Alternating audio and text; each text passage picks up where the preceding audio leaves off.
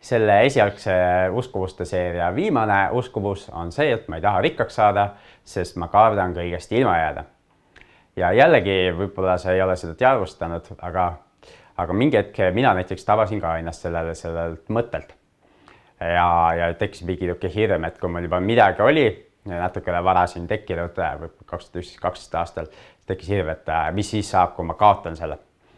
Ja kui ma sain sellest teadlikuks siis ja mõtlesin selle nagu loogiliselt läbi, siis ma nägin, et esiteks, kui ma ei võta nagu mingisuguseid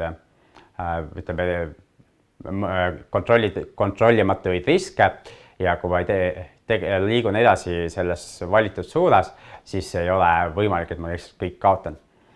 Ja sellega saab nagu seda uskuvust muuta. Aga päris paljud inimesed siis tõesti, nagu ma aru saan, mõtlevad siis niipidi ja mul endalgi, nagu ma ütlesin, oli see, et kui mul on mingisugune vara hulk, et siis ma jään sellest üks päev ilma, et kindlasti juhtub midagi halba.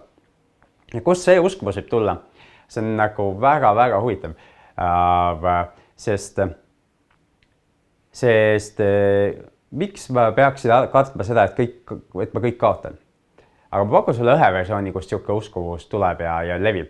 Kui me vaatame filme ja kui sa järgmine kord vaatad mõnda Hollywoodi filmi või mingid muud filmid, siis vaata seda selle pilguga, et mis saab nendest rikastest inimestest.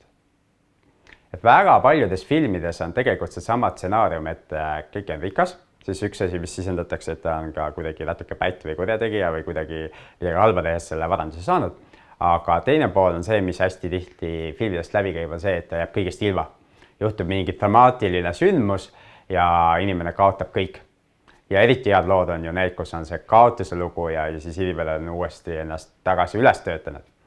Ja see sama stsenaarium tegelikult jääb meile alateadvusesse.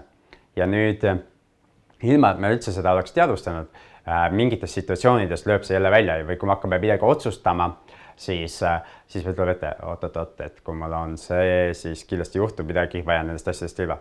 Aga tegelikult see ei pea üldse niimoodi olema ja enamasti see ei olegi nii. Nii et teadvusta endale seda uskuvust ja ära karda. Ja siin meenub mulle veel üks ütlus, mis on sellega seotud ja see on Robert Kiyosaki küsimus või ütlus, et kas sa mängid selleks, et võita või sa mängid selleks, et mitte kaotada. Ja see jõukuse mäng või rikkuse mäng on samamoodi mäng, ehk sa võid tegutseda selle nimel, et võita ja kasvatada enda vara ja saada olevatest välja, saavutada finantsvabadus. Või sa võid ennast hakata kaitsma, sa võid hakata säästma. Jumala eest, et ma ei investeeri mitte ühtegi eurot sellepärast, et äkki me sellest ilma. Ja sa mängid selle peale, et vältida kaotust. Ja asja iroonia muidugi lõpuks on see, et need, kes ei taha kaotada, need kaotavad kõige rohkem.